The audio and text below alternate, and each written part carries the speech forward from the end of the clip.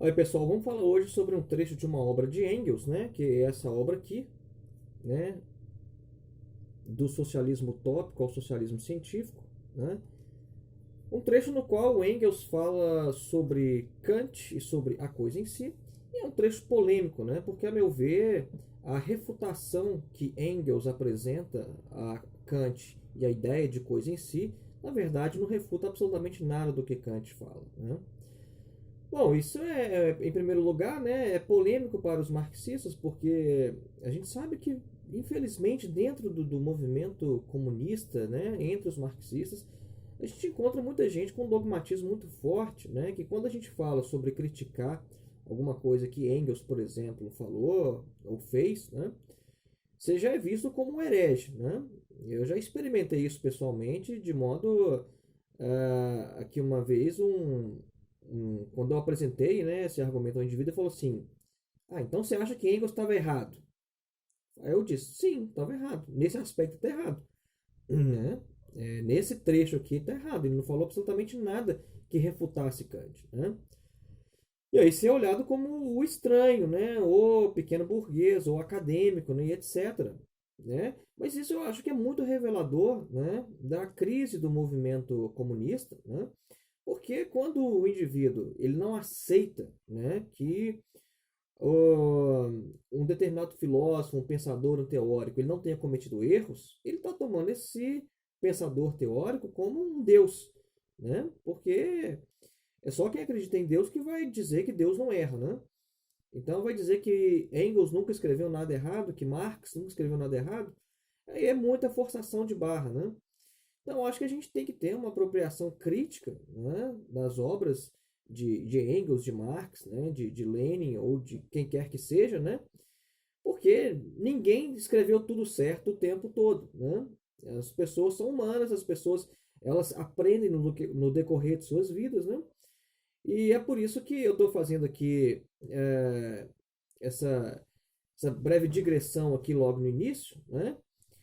Justamente para a gente tá abrindo o espírito, tá abrindo a mente, né? E examinar ali ao pé da letra e no detalhe do texto para a gente compreender do que estamos tratando aqui.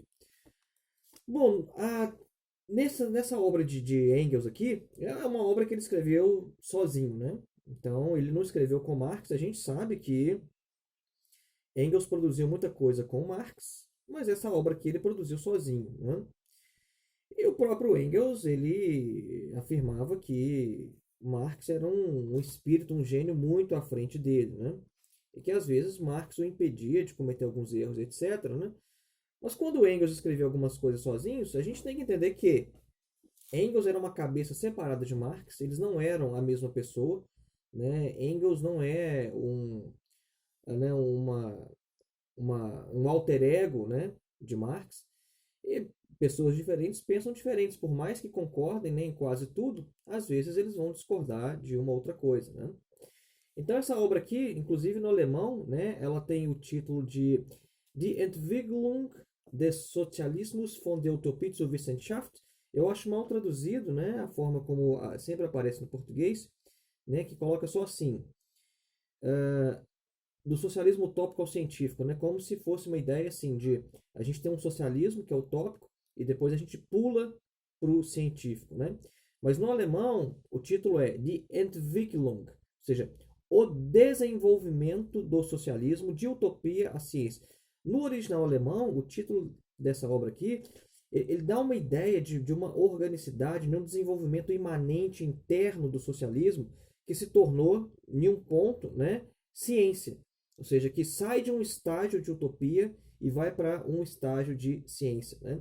Então, no título em português não fica tão clara essa ideia, porque parece que tem dois socialismos, né, contrapostos, né? Ou seja, o socialismo utópico de um lado e o científico do outro. Né? Mas esse livro vai tratar sobre isso. Né? Então, é um livro muito bom, eu gosto muito do Engels. O Engels escrevia muito bem. Né? Então, inclusive, antes que me chamem de herege aí, eu acho que o Engels escrevia melhor que o Marx. Não era maior pensador que o Marx, mas o Marx ele escrevia de forma muito confusa às vezes, né? Às vezes um grande filósofo ele não é um grande escritor, né? Às vezes coincide na mesma pessoa você tem um grande filósofo e um grande escritor, como era o caso, por exemplo, de Platão, de Nietzsche, né? Mas quando você pega caras, por exemplo, como Kant, ou então como o próprio Marx, não eram caras que escreviam bem, que eram grandes escritores, né? Então o Engels é um cara que escrevia muito bem, ele era simples, né? Essa é uma das razões de o Engels às vezes ser mais lido que o próprio Marx, porque ele sabia explicar as coisas de uma forma mais fácil, né? E nessa obra aqui, num prefácio, na verdade, à edição inglesa, né? Tem um parágrafo aqui que ele vai falar sobre o kantianismo e o neocantianismo, e ele vai apresentar uma refutação da ideia de coisa em si. Né? Vou ler brevemente só algumas passagens aqui, mas veja o que o Engels está falando. Né? Ele falando do agnóstico neocantiano, né? Que o agnóstico neocantiano ele vai falar assim: poderemos talvez perceber exatamente as propriedades de uma coisa, mas nunca aprender a coisa em si por meio de nenhum processo sensorial ou discursivo. Ok, Kant fala isso, né? Kant fala que a gente não tem acesso à coisa em si, né? Porque nós estamos aqui atrás das nossas sensibilidades, né? Das nossas faculdades de cognição. Então a gente não tem acesso direto ao mundo, né? De forma bem simplificada, é isso que o Kant vai falar, né? Então a gente conhece aquilo que nos é dado na experiência. Agora, como que as coisas são em si, isso a gente não tem como saber, né? Bom, e o Engels ele apresenta isso aqui, mas qual que é a refutação que o Engels apresenta ao fato de que nós não podemos ter acesso à coisa em si, né? O Engels fala que é a indústria, que é o desenvolvimento da ciência, né? O Engels fala que a partir do momento que a gente começa a descobrir mais e mais as propriedades das coisas e a gente começa a produzir as próprias coisas na indústria, aí isso prova, né? Ou isso provaria, segundo Engels, que a gente conheceu a coisa em si, né? Então Engels ele chega a falar dessa forma aqui. Uh, Isso aqui diz o Engels que está baseado em Hegel, né? Veja, ele falando aqui, olha, essa coisa em si situa-se além de nossas possibilidades de conhecimento. Já Hegel, há muito tempo, respondeu a isso. Veja, Engels dizendo que Hegel disse isso, né? Ah, Desde o momento em que conhecemos todas as propriedades de uma coisa, conhecemos também a própria coisa. Né? Fica somente em pé o fato de que essa coisa existe fora de nós, enquanto os nossos sentidos nos fornecerem esse fato, aprendemos até o último resíduo da coisa em si, a famosa e incognoscível Ding an sich de Kant. Né?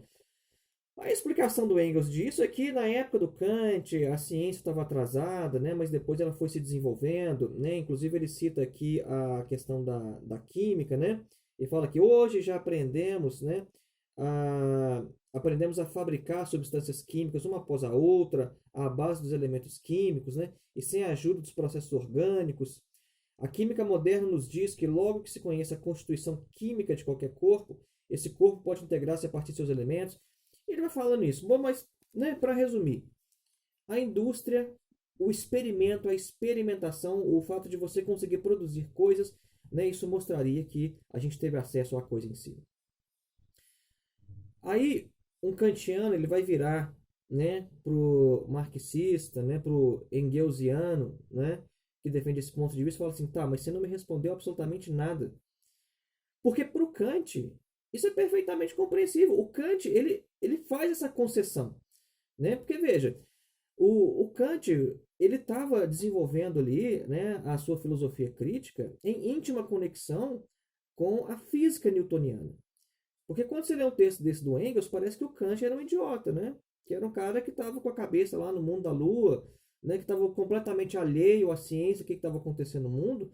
Mas o Kant ele estava ali bem atento ao que estava acontecendo na sua época, né?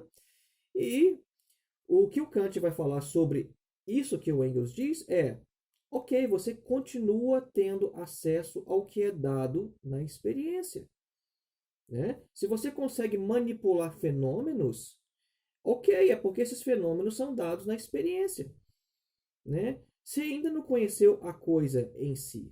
Você não teve acesso à coisa em si.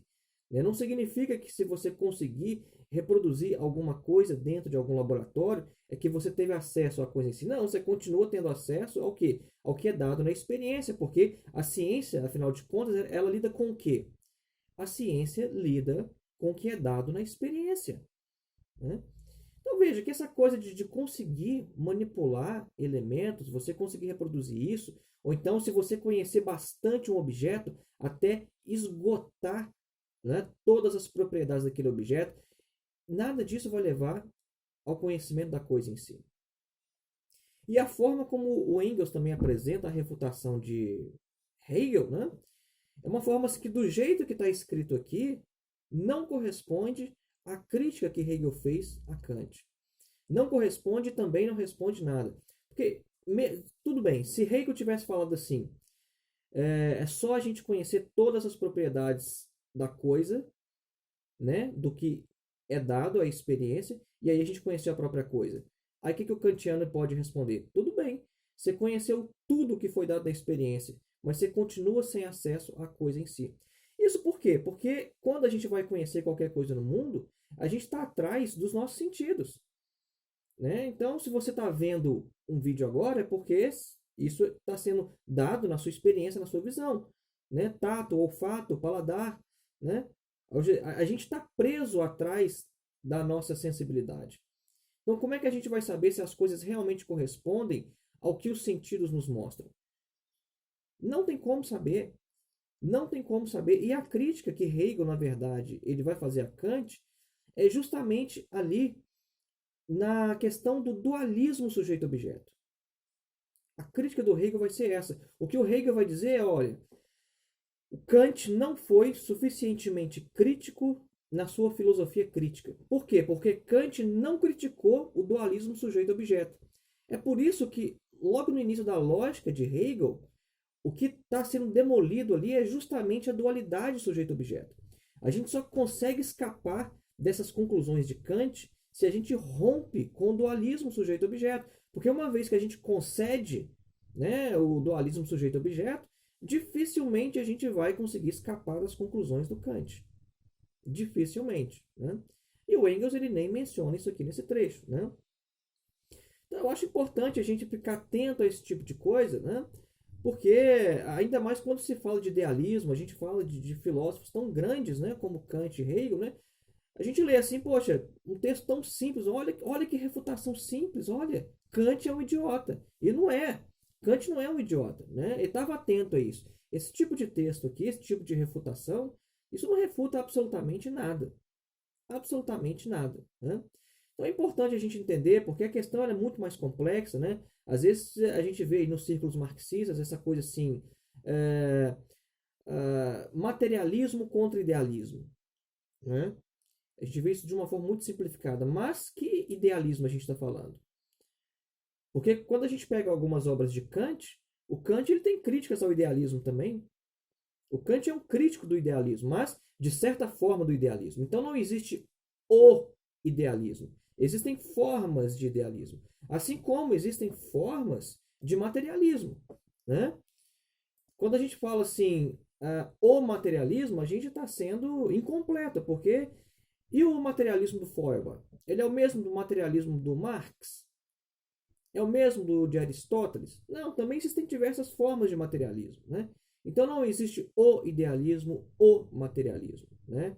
Há gradações, há distinções, há controvérsias, né, dentro desses próprios campos, né?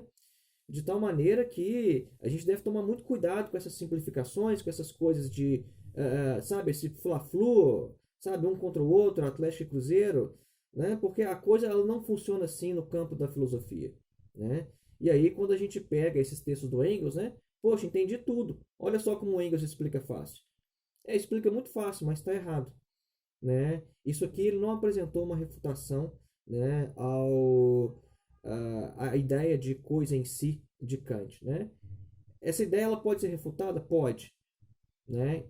Inclusive, talvez ela foi refutada de forma satisfatória por Hegel, né? Talvez sim, mas não da forma como Engels coloca aqui, né? Então, acho importante a gente ficar atento a isso e ter uma apropriação, uma leitura crítica, né? Entender que as coisas, às vezes, elas são mais complicadas, assim como parecem, né?